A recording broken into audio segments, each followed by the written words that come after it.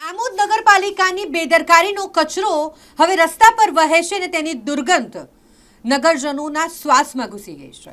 હવે આમોદ નગરના નગરજનો સહનશીલતા ગુમાવી બેઠા છે અને તેઓની માંગ છે કે વોટ માંગવા માટે અમારે ત્યાં આવવું નહીં। જ્યાં સુધી તમે આ સમસ્યાનું નિરાકરણ ન કરો ત્યાં સુધી અમારી પાસે ન આવવું। રોષ ઠાલવ્યો છે। નગરપાલિકા હાય હાયના નારા અહીં રહેતા લોકોએ લગાવ્યા છે અને તંત્ર પર આક્રોશ ઠાલવ્યો છે। આમોદની વાત કરીએ તો રસ્તા પર ઉભરાતી ગટરની સમસ્યા જેના કારણે લોકો ત્રાહિમામ પોકારી ઉઠ્યા છે। વાટા વિસ્તારમાં છેલ્લા 3 મહિનાથી શૌચાલયની ગંદી ગટરનું પાણી 1 કિલોમીટર સુધી વહી રહ્યું છે। આ એક તૂટેલી પાઇપલાઇનનો પ્રશ્ન નથી, આ પ્રશ્ન છે સત્તાવાળાઓની કામચોરીનો। તેમની કામ કરવા પ્રત્યેની ઉદાસીનતાનું આ ઉત્તમ ઉદાહરણ છે કે જેના કારણે વોર્ડ નંબર 1, 2 અને 5ના લોકો હેરાન થઈ રહ્યા છે। શાળાએ જતા બાળકોને આ ગંદા ખદબદતા પાણીમાંથી પસાર થવું પડે છે। એ સિનિયર સિટીઝન હોય, વિસ્તારમાં રહેતા યુવાઓ હોય, મહિલાઓ હોય, દરેક લોકોએ આ ગંદા પાણીના પ્રશ્નને કારણે હેરાન થવાનો વારો આવ્યો છે। આ વિશે વાત કરીએ, 3 મહિનાથી આ સમસ્યા છે। 1 કિલોમીટર સુધીનો આખો જ રસ્તો કે જે ગંદા પાણીથી ખદબદી રહ્યો છે, ગંદુ દુર્ગંધયુક્ત પાણી અહીં વહી રહ્યું છે। વારંવારની રજૂઆત તેમ છતાંય કોઈ પ્રકારની કાર્યવાહી જ નથી થઈ રહી અને તેના કારણે રહીશોમાં ભારે રોષ જોવા મળી રહ્યો છે। આ એક વિસ્તારનો રોડ નથી, આ 5 ગામને જોડતો રોડ છે। અહીંથી અસંખ્ય લોકો પસાર થાય છે, રાહદારીઓ પણ છે અને વાહન ચાલકો પણ છે। તેમ છતાંય તંત્ર અહીં કામગીરી કરવામાં ઉદાસીનતા દાખવી રહ્યું છે। સત્તાવાળાઓની કામચોરીનો આનથી મોટું કોઈ ઉદાહરણ હોઈ ન શકે, કારણ કે 3 મહિના થઈ ગયા છે અને લોકો હેરાન થઈ રહ્યા છે। અને ત્યારે હવે ચૂંટણી તાણે જ્યારે નેતાઓ વોટ માંગવા નીકળે છે ત્યારે આ લોકોએ રોષ ઠાલવ્યો છે અને આક્રોશ ઠાલવ્યો છે અને કહ્યું છે સ્પષ્ટ શબ્દોમાં કે અમારે ત્યાં વોટ માંગવા ન આવવું, કારણ કે સમસ્યાનું નિરાકરણ લાવવામાં તમે નિષ્ફળ રહ્યા છો તો હવે વોટ માંગવા ન આવશો। નગરપાલિકા હાય હાયના નારા પણ વિસ્તારના લોકોએ લગાવ્યા છે।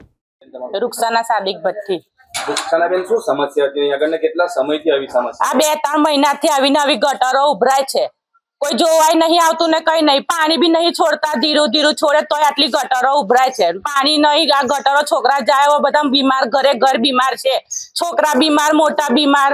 આવા રસ્તામાં રહી રહીને આવવાનું ને જવાનું, કોઈ પડી જાય તો છોકરા મદ્રાસે જાય, સ્કૂલ જાય, નાના બાળકો જાય છે અહીંથી।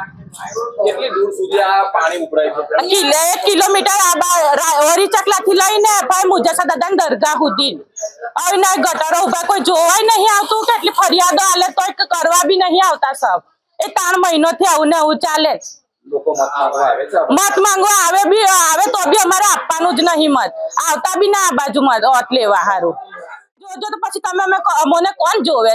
આવું ગોચવેડામાં જ રહેવાનું। આખી કેટલા થોડીક વાર બનાઈ જાય પછી પાછું ચાલુ જ થઈ જાય।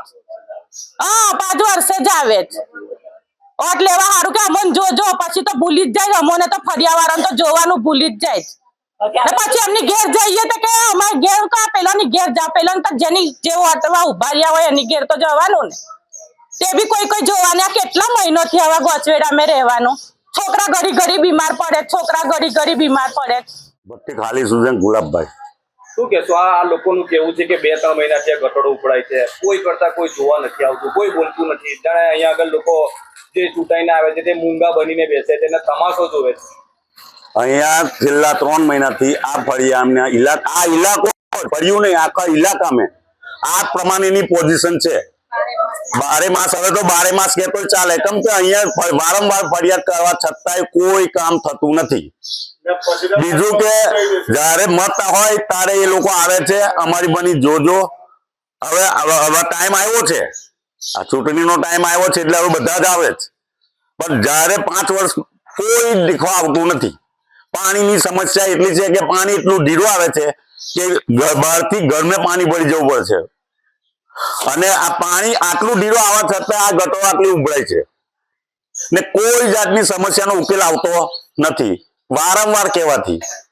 હવે આ લોકોને શું કેવું, વાંદર દરેક વસ્તુનો ત્રાસ નહીં। આથી પેલો કૂતરાઓનો ત્રાસ હતો, કઈ બાળકોને કૂતરા કરડેલા છે અને આપણી રેફરલ હોસ્પિટલમાં એનો રેકોર્ડ છે કે ભાઈ કઈ દાખલ થયેલા છે, તે બી કોઈ ત્યાર પછી કોઈ પૂછવા આવ્યું નહીં। કે ભાઈ શું થયું કે હું નહીં, ને હજુ બી કોઈ આવતું જ નથી. આટલી સમસ્યા હોવા છતાંય કોઈ આવતું નથી. અયુબભાઈ હેમતભાઈ મહિરા. શું સમસ્યા છે અહીંયા? અમારી સમસ્યા એ છે કે અમારા રસ્તો મેન રસ્તો છે, આ મેન રસ્તાની અંદર 60 ગામની પબ્લિક જાય આવે છે. સ્કૂલને જવા માટે અમારા બાળકો બહારના ગામડાને પબ્લિકના બાળકો ક્યાં રસ્તે રહીને જાય છે. હવે ગંદકીનો સામ્રાજ્ય જેટલું બધું છે કે આખા આમોદની અંદર વાટાની અંદર ગંદકી એટલી છે. બીજું કે આ બધી ગટર ઉભરેલી છે. અમારા અહીંયા આગળ કોઈ આવતા જ નથી ગટરો સાફ કરવા માટે. અહીં વાંદરાનો બી માર એટલો છે, ચોરીનો ઉપદ્રવ બી એટલો છે કે લાઇટનું બી સુવિધાઓ નથી, વાયરિંગની સુવિધાઓ નથી, કોઈ પાણીની સુવિધાઓ નથી. પાણી છોડે તરત ગટર લાઈન ઉપડી જાય. આ બધે કતન જાતની અમારે તકલીફ છે. અમારા આખા ભડિયાના બાળકો બધા બીમાર છે. હવે આની આ સમસ્યા અમારે કોને કેવી? 2-3 મહિનાથી અમે આ ફરિયાદ આપીએ પણ કોઈ અમારું ઓપ્શન લેવા તૈયાર નથી. હવે આના માટે કોઈ બી પક્ષનો કર્મચારી કે કોઈ બી મત લેવા આ ફરિયાદમાં આવતા ના. ઇબ્રાહિમ હાજી અલી. શું કહેશો? શું સમસ્યા છે અહીંયા? હવે આ સમસ્યા એ છે કે અહીં આગળ આ કોર્ટ છે, મસ્જિદ છે, દરગાહ છે, મંદિર છે ને અહીં પાણીનો એટલી સમસ્યા છે. આ ગટરો ઉભરાય બધા ઢાંકણામાંથી પાણી નીકળે, ગંદુ પાણી, ખરાબ એકદમ નાપાક પાણી ને ગંધાતું પાણી. ને અહીંયા આ ફળિયાના તમામ ઘેરે એક ને એક છોકરો બીમાર છે. કેટલા સમયથી આ સમસ્યા છે? આ 2-2.5 મહિના થઈ ગયા. રમજાન પહેલાનું આ ચાલે. રમજાનમાં રજૂઆત કરી કે આ સાફ કરો પણ કોઈ સાફ કરવા આવતું નથી.